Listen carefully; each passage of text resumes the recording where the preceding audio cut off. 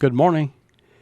Back in the days when New Bedford, Massachusetts was a major seaport, scores of ships involved in the whaling industry went out from it each year. They covered all the seas and often spent many years away from their home base. Of all the captains made famous for their seamanship, none was more highly regarded than Eleazar Hall. They say that he went further, stayed out longer, brought back more whale oil, and lost fewer men than anyone else. Captain Hall had very little formal education, and when someone asked about his navigational skills, he just said, "Well, I go up on deck, listen to the winds in the rigging, get the drift of the sea, take a long look at the stars, and then set my course." Well, times changed, don't they always? And the owners of Captain Hall's vessel were informed that the insurance underwriters would no longer agree to cover a vessel that did not carry a formally trained and certified navigator. Well, they were then confronted with the problem of how to break the news to Captain Hall. He must either sign on some youngster or go to navigation school himself.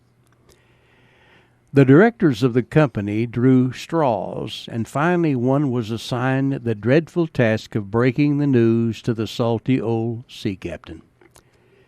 But to everyone's surprise, Captain Hall seemed eager to take the schooling.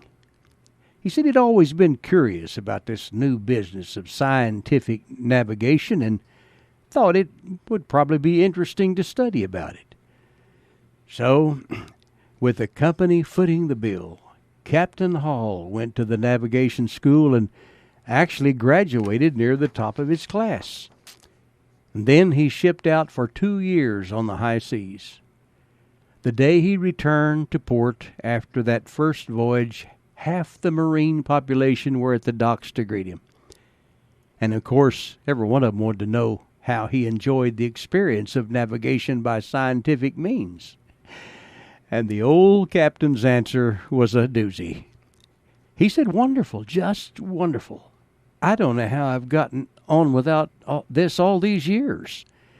Whenever I wanted to know my location, I would go into my cabin, get out my charts and tables, work the proper equations, and set my course with scientific precision. I would then go up on the deck and listen to the wind in the rigging, get the drift of the sea, take a long look at the stars, and go back and correct my errors in computation." Aye, aye, Captain. I'm Larry Hatfield. Good day.